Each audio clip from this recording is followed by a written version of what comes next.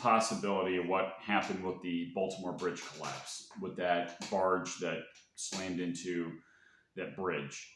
So there was an attack, a terrorist attack in Moscow, and the White House was very quick to say it was ISIS. And as it turns out, the Russian authorities are saying that this was CIA-backed, that they were trying to run across the border into Ukraine, that this was orchestrated by, basically it was orchestrated by the West, by the US and the UK.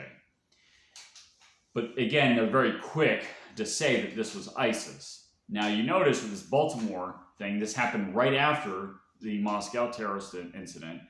And again, the White House was very quick to downplay that and say, oh, this is nothing. Very quick.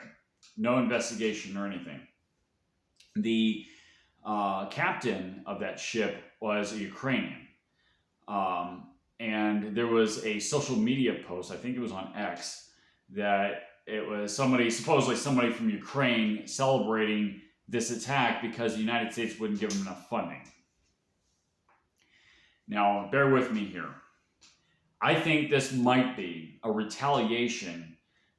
This is Russia retaliating against the United States.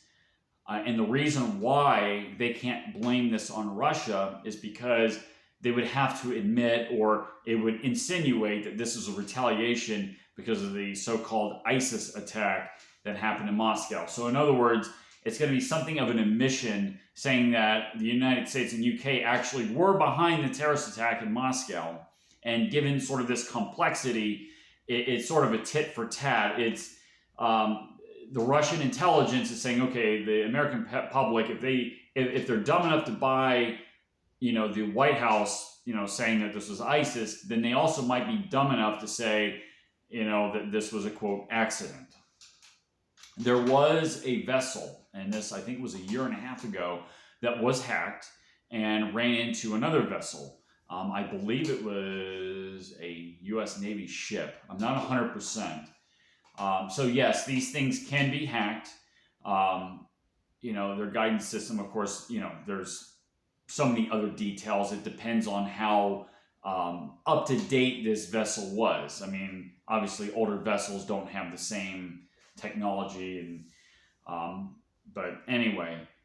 So, and another tidbit of information is that that port right there in Baltimore, that's where a lot of military hardware gets shipped out. I saw the interview with Alex Jones and General Flynn, and he was talking about how that was a strategically important port to ship hardware out. So think of it like this.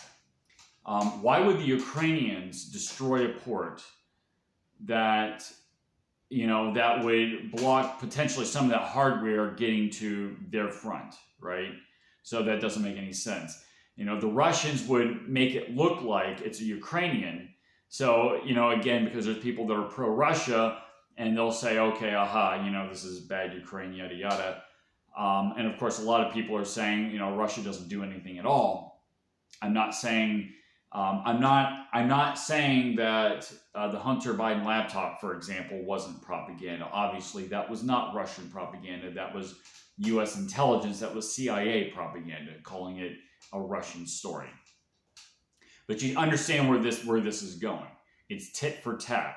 Now, again, I'm not 100%. This could very well be an accident. It could be, a mechanical failure, possibly. It could be an operator problem. Maybe the guy was drunk. Who knows?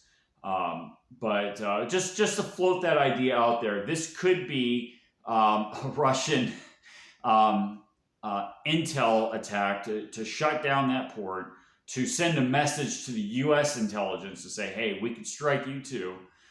They make it look like it was Ukraine that did that. And then the American public in general that doesn't think too much into something will think, oh, it's just an accident, if they also believe that ISIS actually pulled off the attack in Moscow. So this is just some food for thought.